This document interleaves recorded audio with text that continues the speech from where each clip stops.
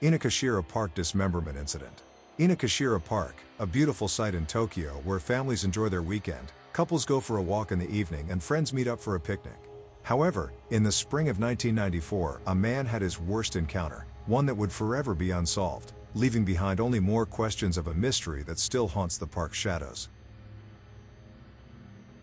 Welcome to Mr. Winter Wonderland channel.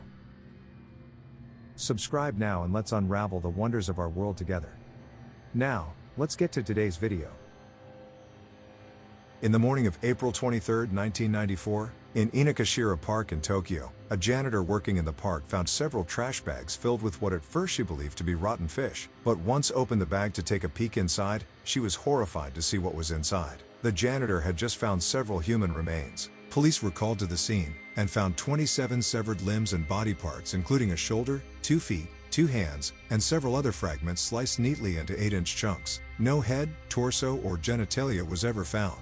The body parts were scattered across several trash cans, all in waste disposal bags which had holes poked in for draining body fluid. The type of knot tied on the bag was also peculiar, being a specific knot used by fishermen in the region.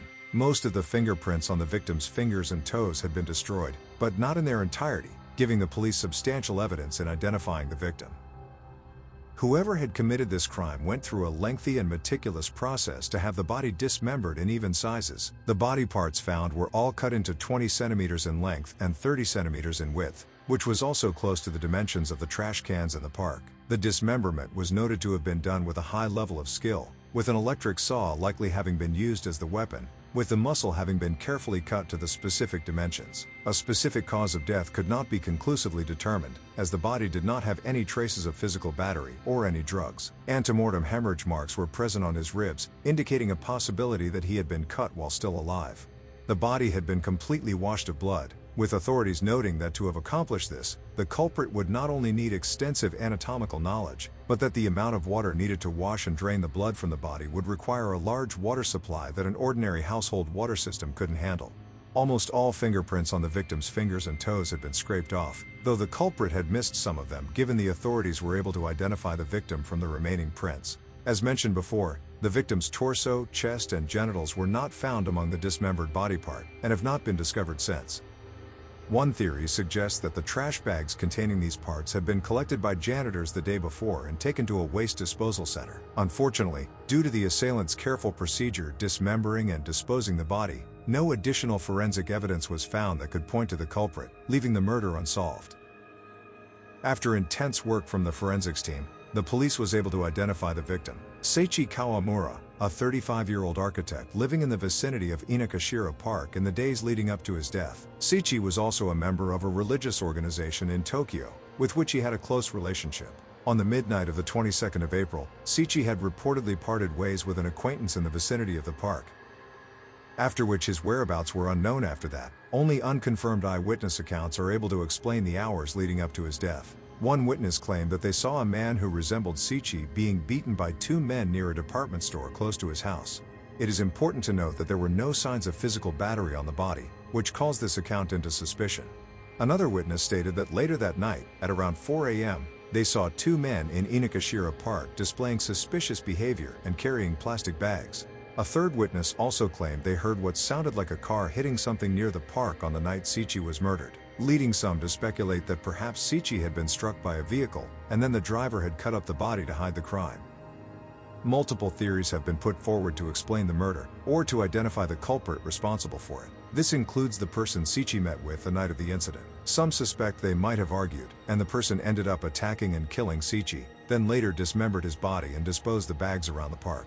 Other theories surfaced at the time. One of them is that perhaps the architect had been targeted by the Yakuza for some reason, as they would have had the resources to carry out such a meticulous attack. There have also been rumors that Seiichi had been involved too deeply with his religious cult, and was murdered by them when he attempted to leave the sect.